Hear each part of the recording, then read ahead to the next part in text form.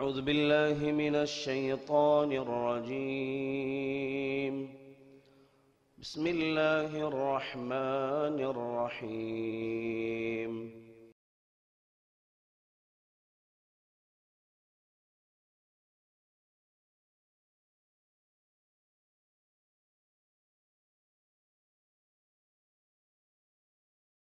السلام عليكم ورحمة الله وبركاته. إن الحمد لله نحمده ونستعينه ونستغفره ونعوذ بالله من شرور أنفسنا ومن سيئات أعمالنا. من يهده الله فلا مضل له ومن يضلل فلا هادي له. ونشهد أن لا إله إلا الله وحده لا شريك له ونشهد أن محمدا عبده ورسوله. أما بعد. கண்ணியத்திற்குரிய எல்லாம் வல்ல அல்லாஹ்வின் நல்லடியார்களே, அன்புள்ள சகோதரர்களே,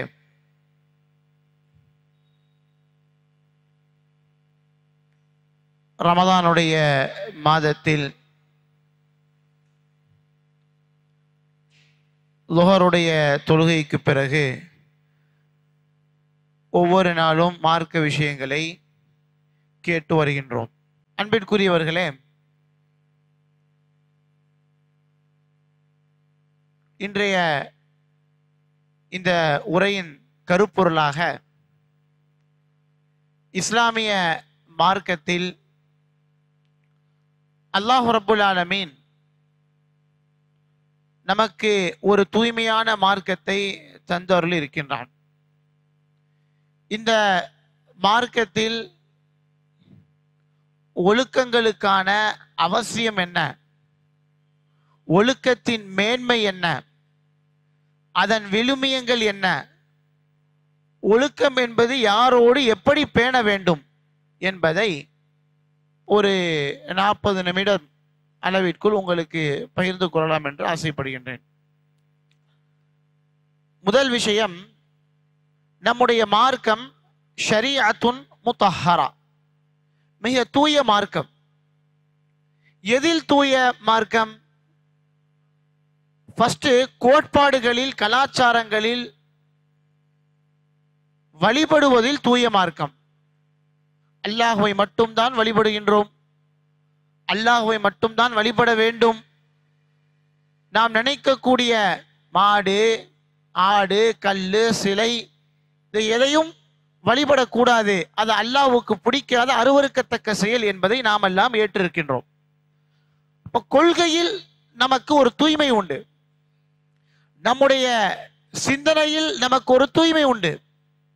எந்த அளவுக்குன்னு சொன்னா, நம்முடைய மார்க்கத்தில் தூய்மை, ஒழுக்கம் என்பது இதில் இல்லை என்று சொல்ல முடியாத அளவுக்கு எல்லாவற்றிலும் ஒழுக்கம் என்பது வியாபித்து இருக்கின்றது. இமாம் இப்னுல் கய்யிம் ரஹிமஹுல்லாஹ் அவர்கள் சொல்லுவாங்க, ஒரு முஸ்லிமினுடைய வெற்றி ஒரு முஸ்லிம் ஒழுக்கத்தை கடைபிடிப்பதில் இருக்கின்றது.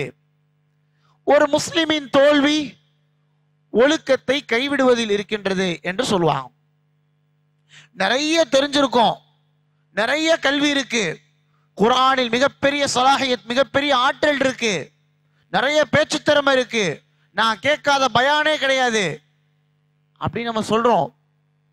நிறைய கல்வி இருப்பதை விட குறைவான கல்வியோடு ஒழுக்கம் இருப்பதுதான் ஆக மேன்மைக்குரியது.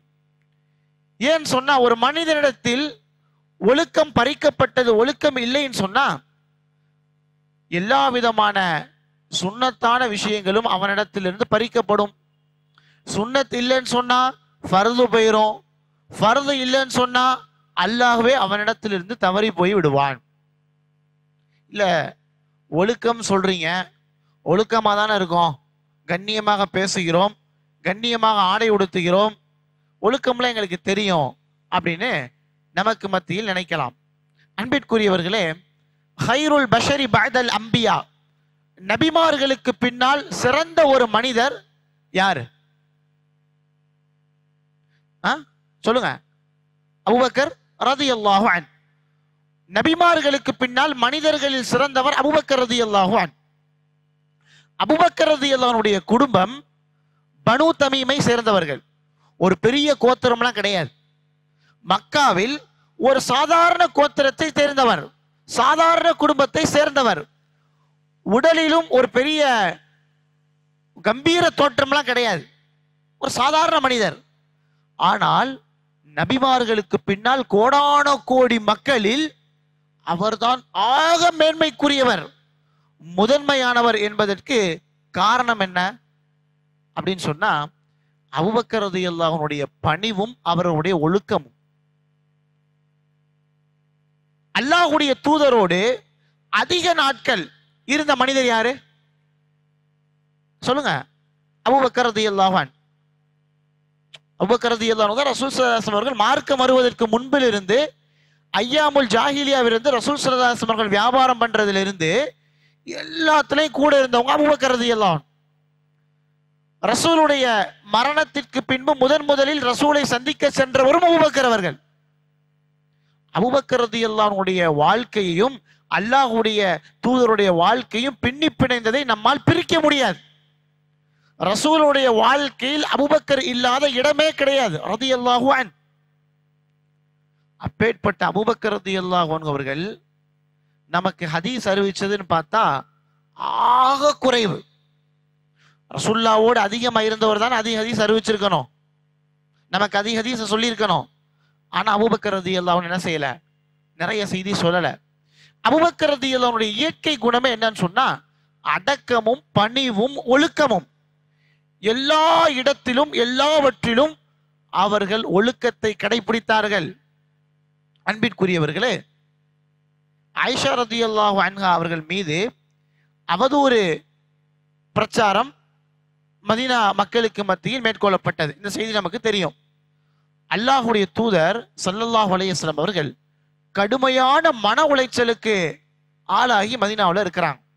ஏன்னா நபியினுடைய மனைவியின் மீது ஒழுக்க குற்றச்சாட்டு. யோசிச்சு பார்க்க முடியுமா?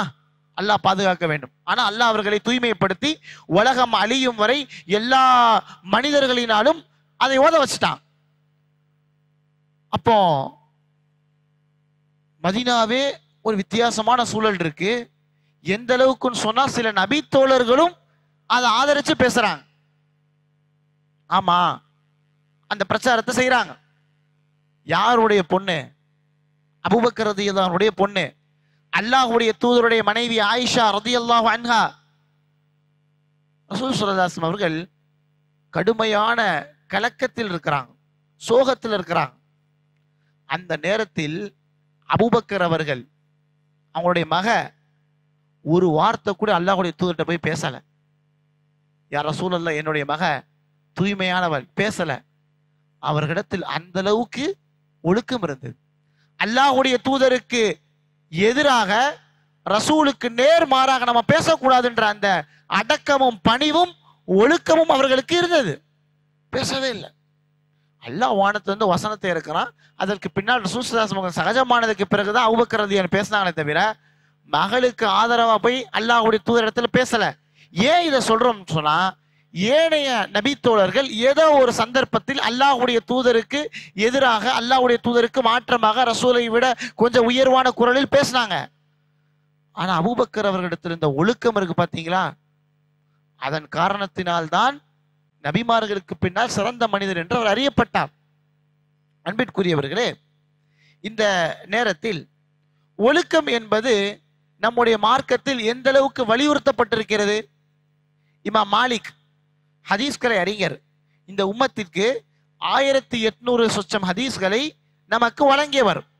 இமாம் மாலிக்கினுடைய தாயார் ரபியா அப்படின்னு சொல்லி மதீனாவில் ஒரு பெரிய உஸ்தாத். அந்த ரபியாட்ட போய் விடுறப்ப இமாம் மாலிக் அவங்கள்ட்ட சொல்லுவாங்களாம், தாயார், நீ உன்னுடைய உஸ்தாத் இடத்தில், உன்னுடைய ஆசிரியர் இடத்தில், உன்னுடைய ஷேக்ட்ட கல்வியை படிக்கிறதுக்கு முன்னால அதப படி, ஒழுக்கத்தை படிச்சுக்கோ அப்படின்னு சொல்லுவாங்க. நம்ம மதரசா நடத்துறோம், நம்ம ஊர்ல மதரசா இருக்கு, வெளியூர்ல போய் படிச்சுட்டு வராங்க. கல்வி என்பது இரண்டாவது தான். அல் அதபு கப்லல் இல்ம், கல்வி தெரிகிறதுக்கு முன்னால ஒழுக்கம் என்பதுதான் அவசியம். அதனால்தான் இமாம் புகாரி அவர்கள் அல் அதபுல் முஃப்ரத் என்று ஒரு தனியா ஒரு ஹதீஸ் புக்கே போட்டாங்க. 1300 ஹதீஸ்கள். புக்கினுடைய தலைப்பு என்ன? அநேகமாக நம்ம மஸ்ஜிதில் இருக்க வாய்ப்பு இருக்கு. அல் அதபுல் முஃப்ரத், தனித்த ஒழுக்கங்கள் அப்படின்னு சொல்லி தனியாக ஒரு நூலை இமாம் புகாரி அவர்கள் தொகுத்தார்கள். அந்த அளவுக்கு உம்மத்தில் ஒழுக்கத்தை கடைபிடிக்க வேண்டிய அவசியம் நமக்கு இருக்கின்றது. இதில் ஒழுக்கம் ஒழுக்கம் ஒழுக்கம் யாரோடு ஒழுக்கத்தை கடைபிடிக்கணும்? ஃபர்ஸ்ட் யாரோட ஒழுக்கத்தை கடைபிடிக்கணும்? சும்மா யாராவது சொல்லுங்களேன், சொல்லுங்க. ஒழுக்கத்தில் யாரோடு நம்ம ஒழுக்கமா இருக்கணும்? எதுல ஃபர்ஸ்ட் கவனம் செலுத்தணும்? தாய் தந்தை. மாஷா அல்லாஹ். உஸ்தாத். அல்லாஹ். அல் அதபு மஅல்லாஹ். வாப்பா அம்மாட்ட எப்படி இருக்கணும் தெரியும். நம்முடைய அண்ணன் காக்கா மார்கள்ட்ட எப்படி இருக்கணும் தெரியும். உஸ்தாத்கிட்ட எப்படி இருக்கணும் தெரியும். வயசு மூத்தவங்கள்ட்ட எப்படி நடக்கணும் தெரியும். அல்லாஹ்விடத்தில் எப்படி ஒழுக்கமாக இருக்க வேண்டும்? அல்லாஹ்ட்ட ஒழுக்கமா இருக்கிறோமா? அல்லாஹ் நினைத்தால் நம்முடைய உடலில் இருக்கக்கூடிய நரம்பில் ஒரு நரம்ப இப்படி இப்படி வளைச்சிட்டான்னு வைங்க, செயல்படவே முடியாது. அல்லாஹோடு ஒழுக்கமாக நடக்கிறோமா? இதை ஃபர்ஸ்ட் நம்ம யோசிக்கணும்.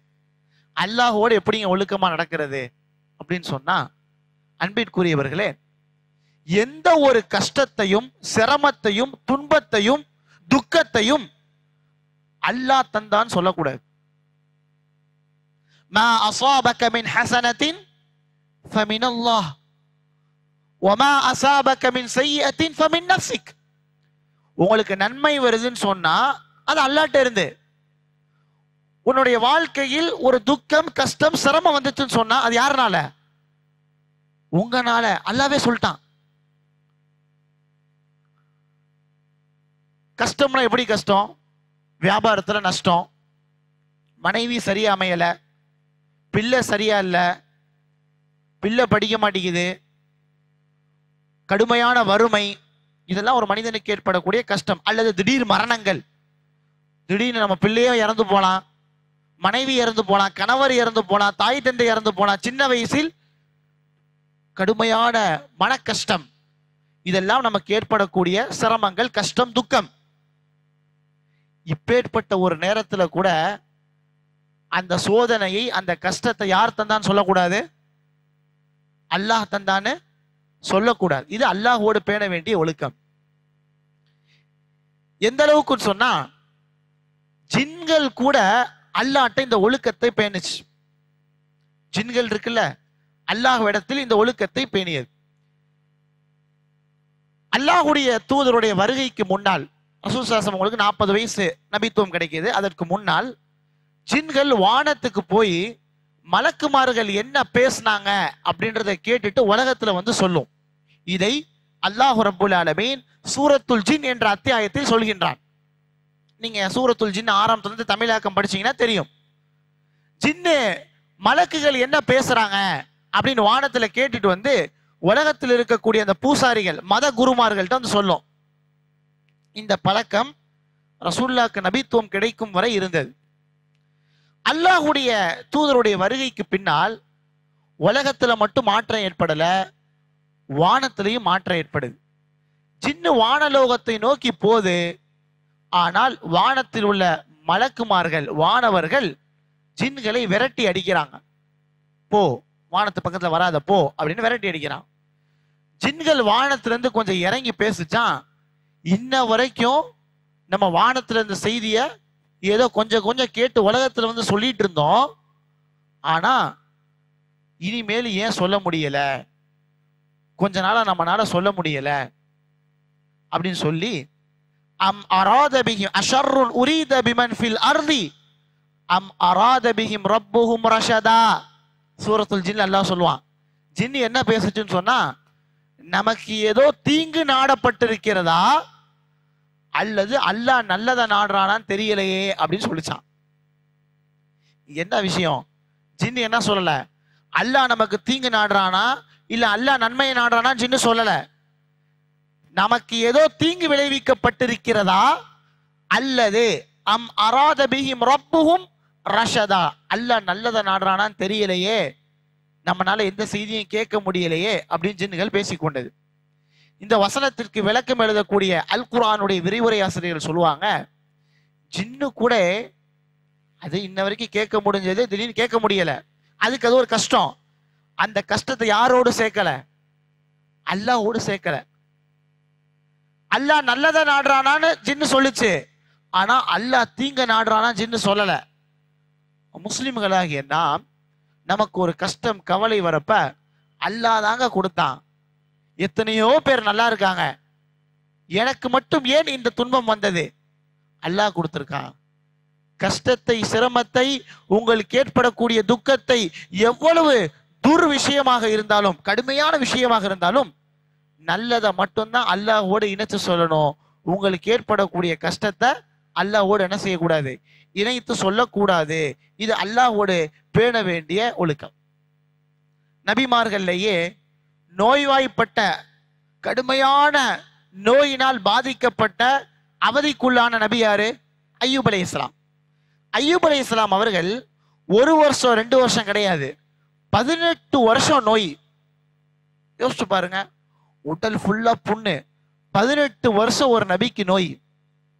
அது சாதாரண நோயா? உள்ள நோய் கிடையாது. அந்த நோய் வெளியே தெரியும், யாரும் அவரை பார்த்தா இப்படி இருக்குன்னு ஆசைப்பட மாட்டாங்க.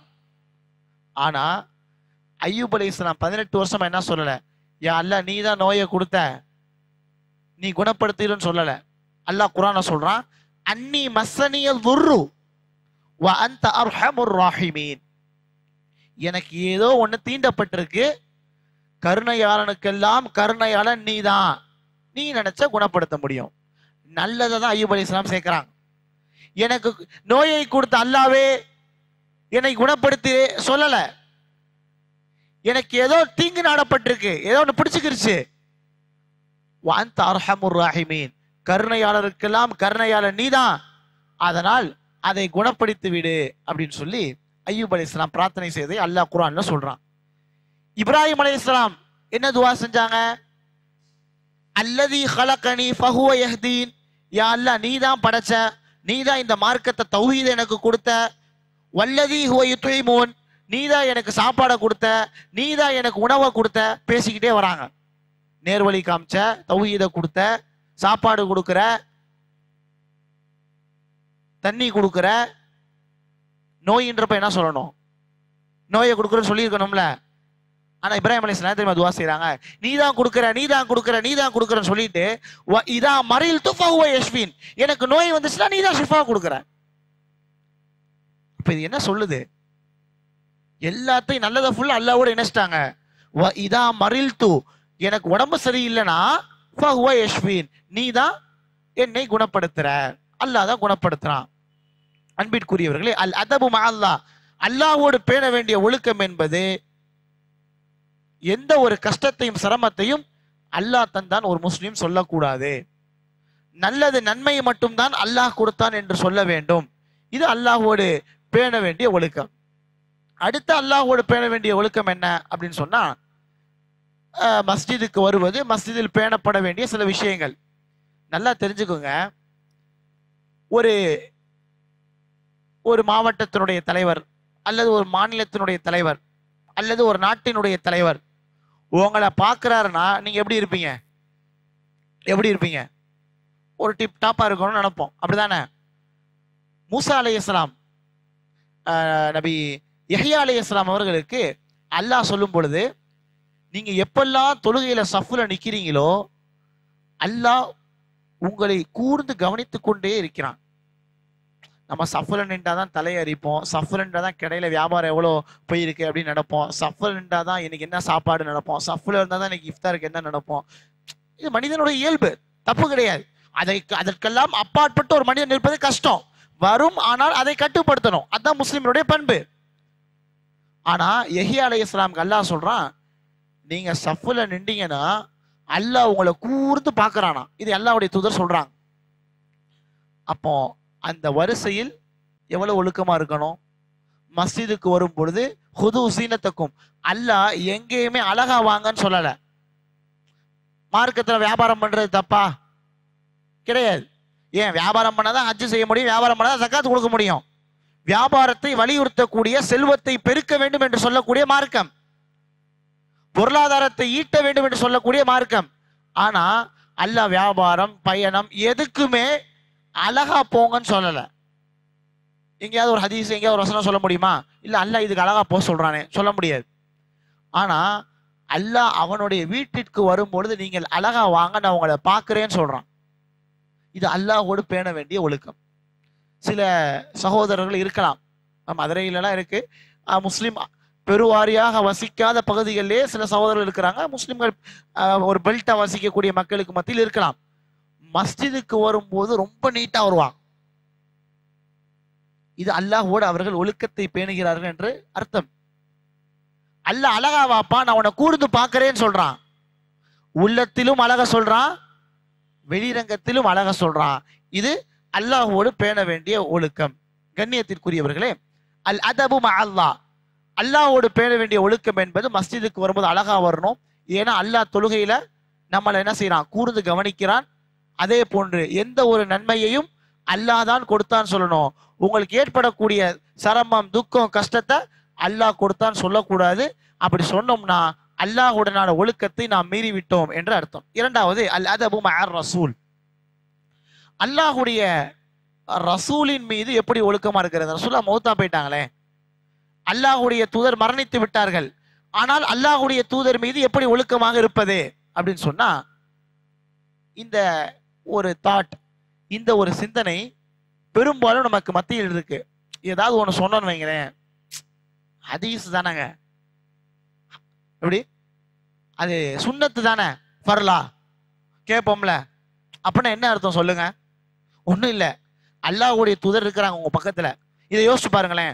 இப்ப நம்மளே சொல்லியிருக்கோம், ஏதாவது ஒன்று சொன்னோம்னா ஜி சுன்னத்து தானே ஜி, நீங்க சொல்லாதீங்க, நீங்க செய்யலாட்டி அது வேற. அல்லாஹ்வுடைய ரசூல் இருக்கிறாங்க, ரசூல்லா வச்சுட்டு ரசூல்லா செஞ்சது தானே அப்படின்னு சொல்ல முடியுமா? அந்த தைரியம், அந்த திராணி யாருக்காவது இருக்கா? ஈரோலகத்தின் தலைவர், அவங்க நினைச்சாதான் சொர்க்கத்துக்குள்ளே போக முடியும். அல்லாஹ்வுடைய ரசூல் முன்னால சுன்னத்து ரசூல்லா செஞ்சது தானே அப்படின்னு சொல்ல முடியுமா? அதனால தான் சில தாபீன்கள் சொல்லுவாங்க, சஹாபாக்கள் நேரில் பார்த்தவங்க சொல்லுவாங்க, ரசூல் ஸல்லல்லாஹு அலைஹி வஸல்லம் அவர்கள் மீது அவர்களுடைய தோழர்கள் எந்த அளவுக்கு இருந்தாங்கன்னா, நீங்க எல்லாம் அவங்கள பார்த்தீங்கன்னா பைத்தியம்னு சொல்லிடுவீங்க. பைத்தியம் எப்படி இருக்கும்? அந்த பைத்தியம் என்று நபி தோழர்களை நீங்கள் சொல்லி விடுவீர்கள் என்று சொல்லுவாங்க. அதுக்கு அர்த்தம் என்ன? அல்லாஹ்வுடைய தூதர் மீது அந்த அளவுக்கு பற்று. ரசூல்லா இங்க உட்கார்ந்தாங்கன்னா உட்கார்றது, ரசூல் இப்படி தலை சீவினாங்கன்னா சீவுறது, ரசூல்லா தாடி இப்படி வச்சாங்கன்னா இப்படி வைக்கிறது, முடி எப்படி வச்சாங்கன்னா இப்படி வைக்கிறது. தயவு செய்து உங்களால் செய்ய முடியவில்லை என்றாலும் சுன்னத்து தானே அப்படின்னு கொச்சப்படுத்தக்கூடாது. அல்லாஹ்வுடைய தூதரை நீங்க இப்படி சொல்றீங்கன்னு அர்த்தம், அலட்சியப்படுத்துறீர்கள் அப்படின்னு அர்த்தம். ரசூல்லாவோடு ஒழுக்கமா இருப்பது என்பது அல்லாஹ்வுடைய ரசூல் செஞ்சது தானே அப்படின்னு சொல்லக்கூடாது. அன்பிற்குரியவர்களே, மிக முக்கியமான ஒரு விஷயம், ரசூல்லாவோடு ஒழுக்கமா இருப்பது என்னன்னு சொன்னா, அல்லாஹ்வுடைய தூதருடைய பெயரை கேட்டால் என்ன சொல்லணும்? எப்படி சொல்லணும்? ஸல்லல்லாஹு அலா முஹம்மத் ஸல்லல்லாஹு அலைஹி வஸல்லம், அல்லது உங்களுக்கு ஏதாவது ஒரு சீகா, என்ன வார்த்தை தெரியுதோ அல்லாஹ்வுடைய தூதர் ஸலவாத் சொல். ஆனால் உண்மையாவே நம்ம மனசை தொட்டு சொல்லணும். ரசூல்லா பேர் சொல்றப்பெல்லாம் நான் ஸலவாத் சொல்றேங்க அப்படின்னு சொன்னால் இல்லா மாஷா அல்லாஹ் இருக்கலாம். ஏன்னா கை தூக்குன்னு சொன்னோம்னா சில பேர் கை தூக்கலாட்டி அப்ப சொல்லணும் ஆயிரும். இது கூட அல்லாஹ்வுடைய தூதரை கண்ணியத்தை என்ன நம்ம குறைச்ச மாதிரி ஆயிரும். அல்லாஹ்வுடைய தூதருடைய பெயரை கேட்டா தயவு செய்து ஸலவாத் சொல்லுங்க. ஏன் தெரியுமா? ஸலவாத் சொல்லலாட்டி யாருடைய சாபம் இறங்குது? அல்லாஹ்வுடைய சாபம் இறங்குது. இப்படி ஒரு ஹதீஸ் இருக்கு, அல்லாஹ்வுடைய தூதர் மிம்பர்ல ஏறுறாங்க, மிஹராப்ல இருக்கக்கூடிய மிம்பர்ல ஏறுறாங்க, ஆமீன் ஆமீன் ஆமீன்றாங்க. சஹாபாக்கள் கேட்குறாங்க, யா ரசூலுல்லாஹ் வழக்கத்துக்கு மாறா ஆமீன்றீங்களே, என்ன காரணம், என்ன எதுக்கு ஆமீன் சொன்னீங்க? ஜிப்ரீல் வந்து சொன்னாங்க, உங்கள் மீது உங்களுடைய பெயர் சொல்லப்பட்டு உங்களுடைய உம்மத்தில் யாரெல்லாம் உங்கள் மீது ஸலவாத் சொல்லவில்லையோ அவர் மீது சாபம் உண்டாகட்டும் என்று ஜிப்ரீல் சொன்னார், அதற்கு ஆமீன் என்று சொன்னேன் அப்படின்னு அல்லாஹ்வுடைய தூதர் சொல்றாங்க. இந்த ஹதீஸுக்கு விளக்கம் எழுதக்கூடிய அறிஞர்கள் சொல்றாங்க, அல்லாஹ்வுடைய தூதருடைய பெயரை கேட்டால் எப்படியாவது ஸலவாத் சொல்லிருங்க. ஏன் தெரியுமா? ஒரு முஸ்லிம் இந்த ஊரில் இந்த பகுதியில் வசிக்கக்கூடியவன் இந்த நேரத்தில் உங்கள் மீது ஸலவாத் சொன்னான்னு சொல்லி நாளைய மறுமையில் அல்லாஹ்வுடைய தூதருக்கு ரிப்போர்ட் கொடுக்கப்படும். அல்லாஹ்வுடைய தூதர் மீது எவ்வளவு ஸலவாத் சொல்றன்னு ரசூலா பார்ப்பாங்க. அதனால் அல்லாஹ்வுடைய தூதர் மீது எப்படி ஒழுக்கத்தை பேணுவதுன்னு சொன்னா, இது சுன்னாதான் அப்படின்னு அலட்சியப்படுத்தாதீங்க. நீங்க செய்யலாட்டியும் அமைதியா இருங்க. சுன்னத்தை கொச்சப்படுத்தக்கூடாது. அல்லாஹ்வுடைய தூதருடைய பெயரை கேட்டால் அதிகம் அதிகம் அதிகம் என்ன செய்யணும்? ஸலவாத் சொல்ல வேண்டும். சரி, மூணாவது, இதுதான் முக்கியமான விஷயம். அல் அதபு மஅல் உலமா, அதாவது அல்லாஹ்வோடு ஒழுக்கம், அல்லாஹ்வுடைய ரசூலோடு ஒழுக்கமாக இருப்பது என்பது நம்ம கண்ணில் பார்க்காதது. அப்படிதானே? அல்லாஹ் என்னமோ 7வது வானத்தில் அர்ஷ்ல இருக்கிறான், அல்லாஹ்வுடைய ரசூல் மரணித்து விட்டார்கள், அவர்களோடு ஒழுக்கத்தை பேணுவது நம் மீது தார்மீக கடமை. இது ஒரு முஸ்லிமினுடைய இறை நம்பிக்கை. மூணாவது, மார்க்க அறிவை பெற்றவர்களுக்கு கண்ணியம் செலுத்துதல். அதாவது உஸ்தாதுக்கு கண்ணியம் கொடுக்கிறது, ஹஸ்ரத்துக்கு கண்ணியம் கொடுக்கிறது, ஷேக்கு கண்ணியம் கொடுக்கிறது. இது எப்படி அப்படின்னு சொன்னா, பொதுவாக ஆலிம் என்பதற்காக அவங்களுக்கு கண்ணியம் கொடுக்கிறோமே, எதுக்காக கொடுக்கிறோம்? அவர்கள் சுமந்திருக்கக்கூடிய கல்விக்கு தான். சின்ன பையனா தான் இருப்பான் சில பேர், ஆனா அழகா குர்ஆன் மனப்பாடம் பண்ணியிருப்பான். அவ்வளவு அழகா ஒரு விஷயத்தை அரபியை விளங்கி அதை அப்படியே நம்மகிட்ட பிரதிபலிப்பான். அந்த பையனுக்கு கொடுக்கக்கூடிய மரியாதை கிடையாது. யாருக்கு கொடுக்கக்கூடிய மரியாதை? கல்விக்கு கொடுக்கக்கூடிய மரியாதை. ஒரு முஸ்லிம் கல்வியாளர்களை நேசிக்க வேண்டும். அல்லாஹ்வுடைய தூதர் அப்படிப்பட்ட ஒரு சமுதாயத்தை தான் கட்டமைத்தார்கள்.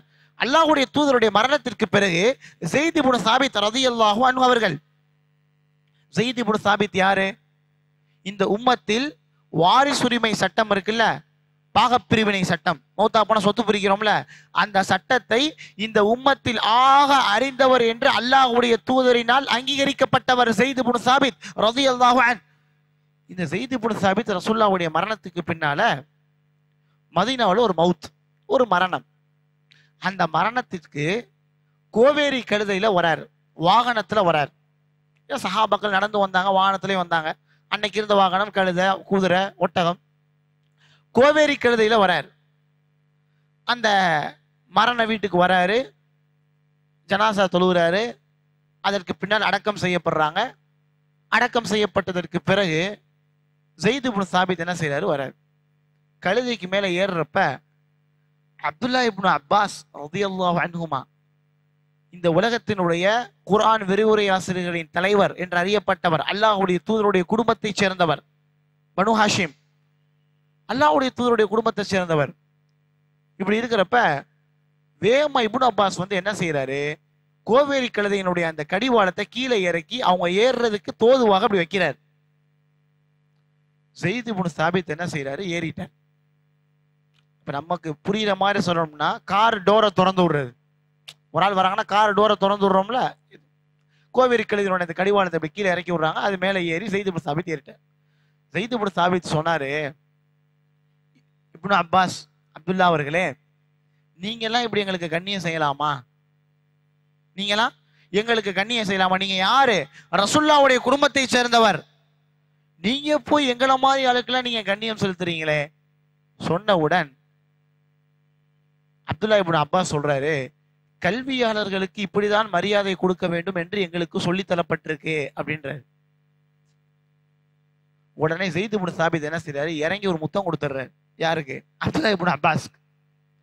அப்துல்லா இப்னு அப்பாஸ் தேய்ச்சு போறாரு, முத்தமிட்டார். உடனே அப்துல்லா இப்னு அப்பாஸ் கேட்கிறாரு, என்ன செய்த இப்படி முத்தமிட்டீங்க?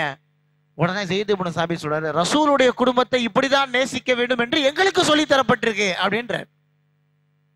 அன்பிற்குரியவர்களே, இந்த செய்தி உணர்த்துவது என்ன? ஸைத் இப்னு சாபித் வயசுல சின்னவர் தான், ஆனால் அவ்வளவு கல்வி அவருக்கு கொடுக்கப்பட்டிருக்கு. ரசூலுல்லாஹ்னாலே பேர் வாங்கியிருக்கார். இந்த உலகத்திலே சர்டிபிகேட் ரசூலுல்லாஹ் கொடுத்தாங்கன்னா எப்படி இருக்கும்? அப்பேற்பட்டவருக்கு ரசூலுடைய குடும்பத்தை சேர்ந்தவர் கோவேரி கழுதையினுடைய அந்த கடிவாளத்தை இறக்குறாரு. அவர் நீங்க போய் கண்ணியப்படுத்துறீங்களேன்றதுக்கு நீங்க கல்வியாளருங்கன்னு சொல்றாரு. அவர் இறங்கி முத்தமிட்டு நீங்க ரசூலுடைய குடும்பம்ன்றாங்கன்னா, இந்த செய்தி நமக்கு உணர்த்துவது என்ன? கல்வியாளர்கள் என்ன செய்யணும்? மதிக்க வேண்டும். உமர் இப்னுல் கத்தாப் ரலியல்லாஹு அன்ஹு அவர்களுடைய காலம், இஸ்லாமிய உம்மத்தினுடைய மறுமலர்ச்சியான காலம்.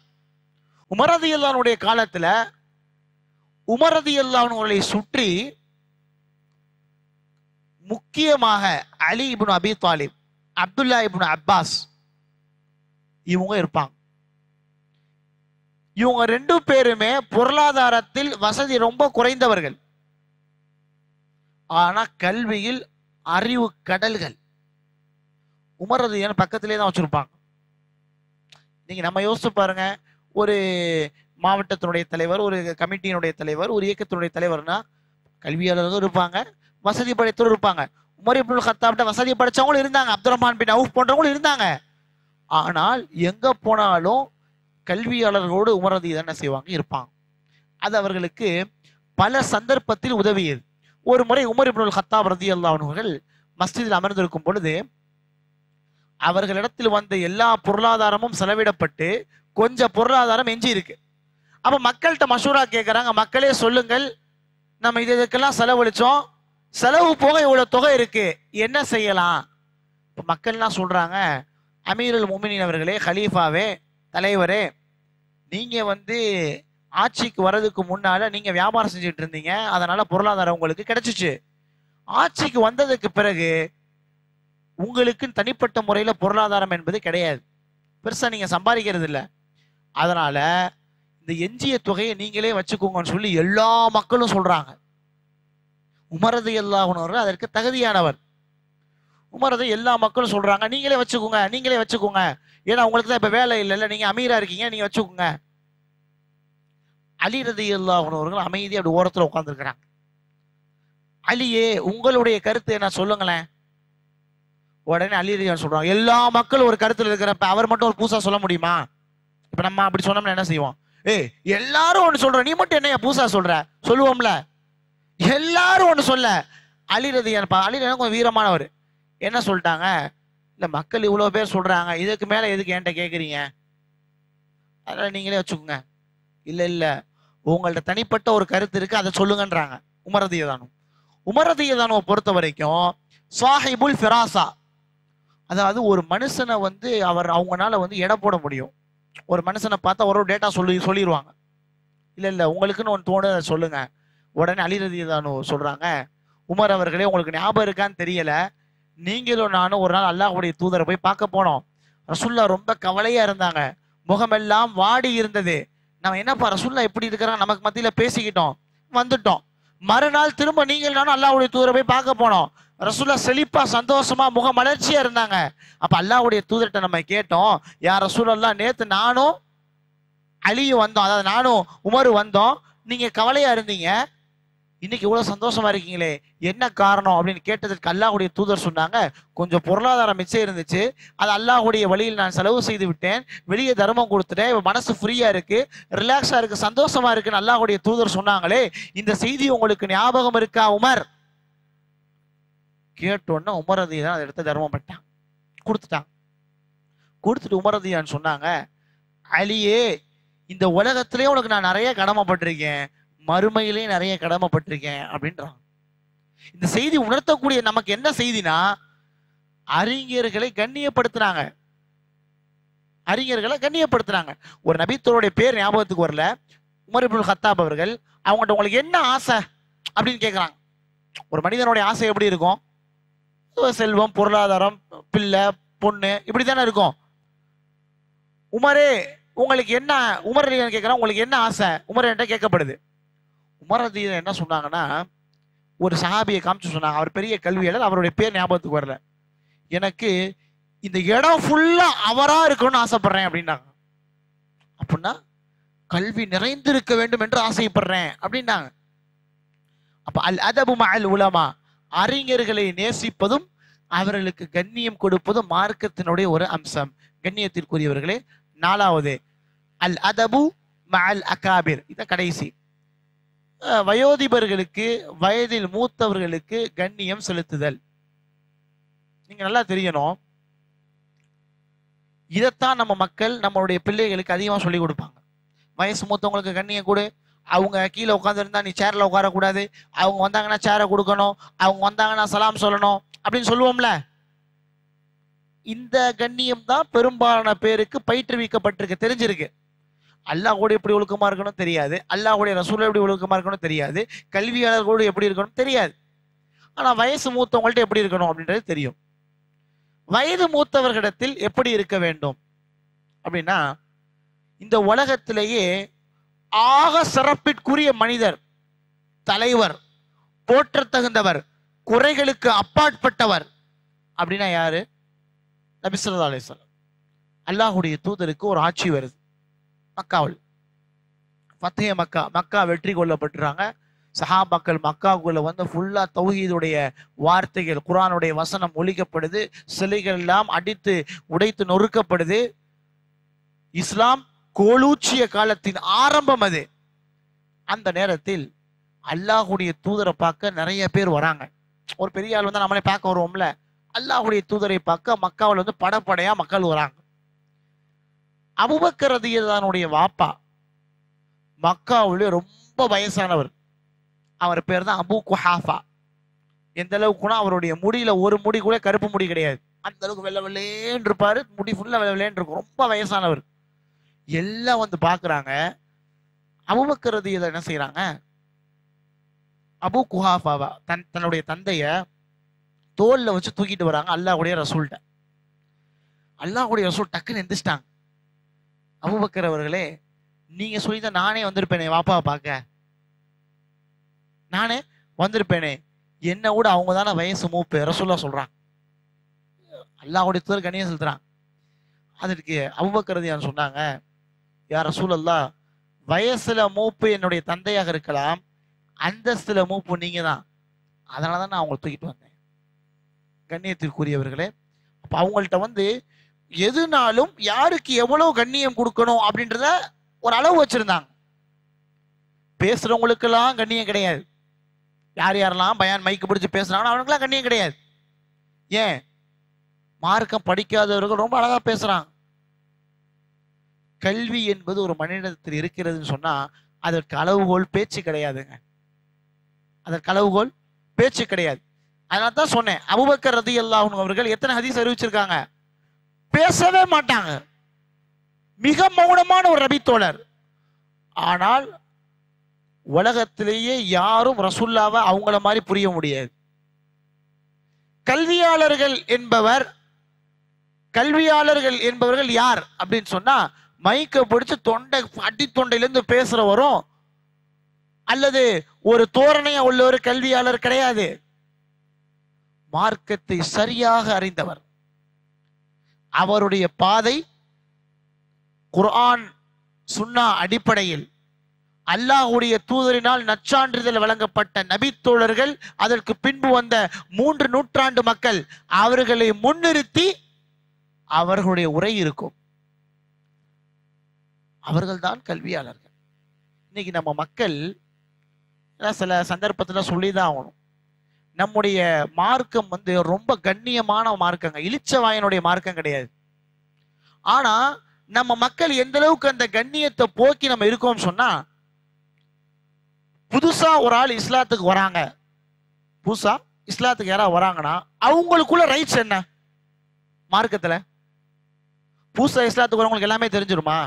பிறந்ததுல இருந்து நம்ம முஸ்லீம் தான், 30 வயசு 40 வயசு 60 வயசு 70 வயசு முஸ்லீமா உட்காந்துருக்கிறோம். அவங்க இன்னைக்குதான் இஸ்லாத்துக்கு வராங்க, ஒரு வருஷமா முன்னால் வந்திருக்கிறாங்க, 2 வருஷத்துக்கு முன்னால் வந்திருக்காங்க அப்படின்னு சொன்னா, அவங்களுக்கு ஃபர்ஸ்ட் அடிப்படை கல்வி யாருங்க பயிற்றுவிச்சு கொடுக்கணும்? யார் சொல்லிக் கொடுக்கணும்? நம்ம சொல்லிக் கொடுக்கணும். நம்ம சொல்லிக் கொடுக்கணும். நம்ம எல்லாத்துக்கும் தெரியலாட்டி அதற்குரிய உரிய ஒரு ஆசிரியரை, உரிய ஒரு உஸ்தாதை நியமிச்சு சொல்லிக் கொடுக்க வைக்கணும். இன்னைக்கு நம்ம மக்கள் என்ன பண்றாங்கன்னா, ஒரு பிரபலமான ஒரு ஆணோ பெண்ணோ இஸ்லாத்துக்கு வந்துட்டாங்கன்னு சொன்னா அவங்கள மேடைக்கு ஏற்ற அழகு பார்க்கிறது. மார்க்க அடிப்படையில் இது வெறுக்கத்தக்க செயல். புதுசா இஸ்லாத்துக்கு வந்த சஹாபாக்கள் யாராவது வந்து ரசூலுல்லாஹ் பேச விட்டாங்களா? மார்க்க அடிப்படையில் வெறுக்கத்தக்க செயல்.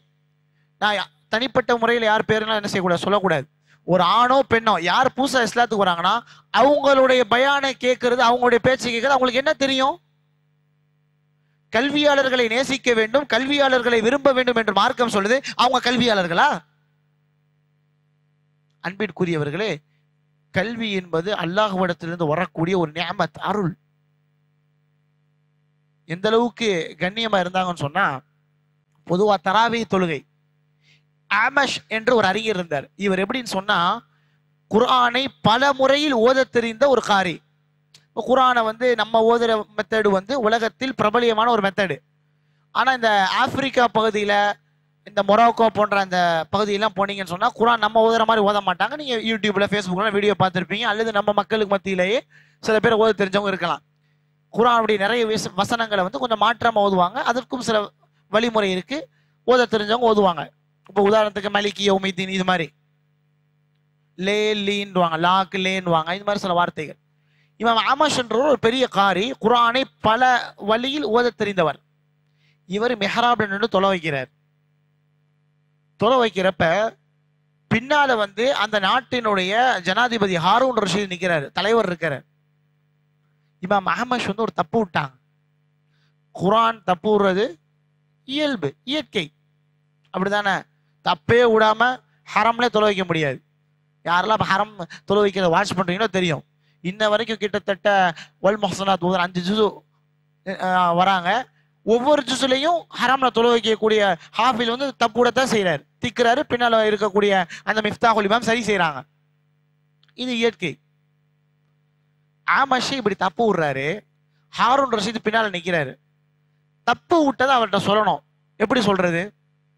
இப்ப மதுரை போன்ற இடங்கள்லாம் எப்படின்னா, என்னங்க தொலை வைக்கிறாரு இங்க எப்படின்னு தெரியல, அந்த மதுரைக்குனே உள்ள ஒரு பேச்சு துணி இருக்கும்ல, அதனாலேயே தொழு வச்சவரை கேட்பாங்க, சரியா ஓதலையா, அவர் எங்க படிச்சவரு அப்படின்னு கேட்பாங்க. அப்ப அது எப்ப எல்லாரும் இருக்கிறப்பே கேட்பாங்க. அவர் கொஞ்சம் சளி 2-3 தடவை சளி அடைச்சிருச்சுன்னு வைங்களேன், இப்ப அவர் பின்னால் நிக்க வச்சுட்டு வேற யாராவது தொலை வைங்க இப்படி சொல்லுவாங்க. ஆனா ஆமஷ் தப்பு விடுறாரு. இவர் பெரிய காரி. தப்பு விடுறப்ப ஹாரூன் ரஷீத் எப்படி தெரியுமா கேட்கிறாரு ஆமஷ்ட, ஆமஷ் அவர்களே, குர்ஆன் இப்படி நீங்க ஓதுனீங்க, இந்த வசனத்தை தனியா கூப்பிட்டு கேட்கிறாரு, இந்த வசனத்தை இப்படி ஓதலான்னு ஒரு கிராத் முறை இருக்கான்னு கேட்கிறாரு. ஆமஷுக்கு புரிஞ்சிருச்சு யார் தப்பு செஞ்சிருக்கா, நம்ம தான் தப்பு செஞ்சிருக்கோம்னு புரிஞ்சிருச்சு. உடனே ஹாரூன் ரஷீத் சொல்றாரு, ஹலீஃபாவே அந்த வசனத்தை அப்படிலாம் ஓதக்கூடாது, நான் தப்பா ஓதி இருக்கிறேன்றாரு. எடுத்தோடனே தப்பா ஓதிட்டீங்கன்னு சொல்லல, இப்படி ஓதலாமா அப்படி கேட்கிறாங்க. கண்ணியம் இல்ல நான் தான் தப்பா ஓதி இருக்கிறேன் அப்படின்றான். இதெல்லாம் எதோ உணர்த்துதுன்னா, பேசுறதுக்கு முன்னால யோசிக்கணும். ஒரு ஆளை அழைப்பதற்கு முன்னால் அவங்க அதற்கு சரியான ஆளா, தகுதியான ஆளா, அவங்களுக்குள்ள மார்க்க நிலைப்பாடு என்ன, மார்க்க தரம் என்னன்னு யோசிக்கணும். இந்த கண்ணியம் நபித்தோழர்களிடத்துல இருந்தது. கடைசியா ஒரு செய்தியை சொல்லி நிறைவு செய்கின்றேன். அல்லாஹுடைய தூதருடைய அன்பு பேரனார் ஹசன் ஹுசைன் ரலியல்லாஹு அன்ஹுமா ஒரு தடவை பள்ளிக்கு வராங்க. ஒரு வயசான ஒரு நன்னா, வயசான ஒரு தோர் என்ன செய்யறாரு, தப்பா ஒளி செஞ்சுட்டு இருக்கிறார். ஒது தவறாக செய்யறாரு. தவறான என்ன, உறுப்புகள் முழுசா நினைக்கப்படல, அரையும் குறையுமா செய்யறாரு. இது ஹசன் ஹுசைன் ரலியல்லாஹு பாக்குறாங்க. பார்த்துட்டு சின்ன பசங்க பார்த்துட்டு அந்த வயசான நன்னாட போய் என்ன சொன்னாங்கன்னா, வயது முதியவர் அவர்கிட்ட போய், நன்னா நீங்க பாருங்க, எங்க 2 பேர்ல யாரு ஒது கரெக்டா செய்யறான்னு நீங்க பாருங்க அப்படின்னு சொன்னாங்க. இவங்க கரெக்டா எல்லா உறுப்பும் நினைக்கிற மாதிரி எல்லாம் கழுவி முடிச்சு காலெல்லாம் கழுவின பிறகு அந்த வயசானவர் சிரிச்சுக்கிட்டே சொன்னாராம், வாப்பா நான் தான் தப்பா ஒளி செஞ்சிருக்கேன் அப்படின்னா. உணர்த்துறது என்ன, வயசு மூத்தவங்க நீங்க என்ன எப்படி செய்றீங்க சொல்லல, சின்ன பசங்க தான். ஆனா அந்த ஒழுக்கம் உங்கள்ட்ட இருந்துச்சு. அவர்கள் அதற்காக பயிற்றுவிக்கப்பட்டிருந்தாங்க. எங்கல யார் கரெக்டா செய்யறாங்கன்னு பாருங்க. உடனே அவர் உணர்ந்துட்டார், நான் தான் தப்பா செஞ்சிருக்கேன். இதெல்லாம் பெரியவர்களிடத்தில், கல்வியாளர்களிடத்தில் சொல்லக்கூடிய பேண வேண்டிய ஒழுக்கங்கள். கடைசியாக இந்த அமர்வில் எதையெல்லாம் பார்த்தோம் அப்படின்றத ஒரு சுருக்கமா சொல்றேன். ஃபர்ஸ்ட், ஒழுக்கம் என்பது அல்லாஹோடு பேண வேண்டிய ஒழுக்கம். அல் அதபு மா அல்லாஹ். அல் அதபு மா அல்லாஹ் என்பது தொழுகையில் ரொம்ப அழகா இருக்கணும். முடிஞ்ச அளவு இறையச்சத்தோடு அல்லாஹ் நம்ம முன்னால நிக்கிறான் அப்படின்னு நினைச்சு தொழணும். ஏன்னா யஹ்யா அலைஹிஸ்ஸலாமுக்கு அல்லாஹ் சொல்றான், நான் உங்களை பார்த்துக்கிட்டே இருக்கேன் அப்படின்னு சொல்றான்.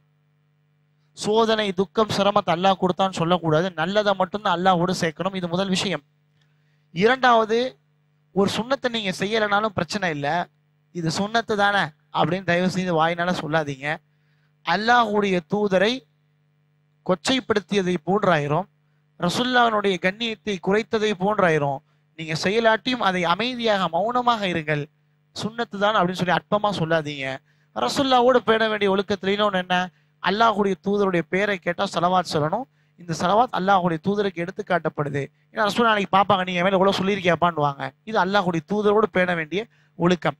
மூணாவது கல்வியாளர்கள்.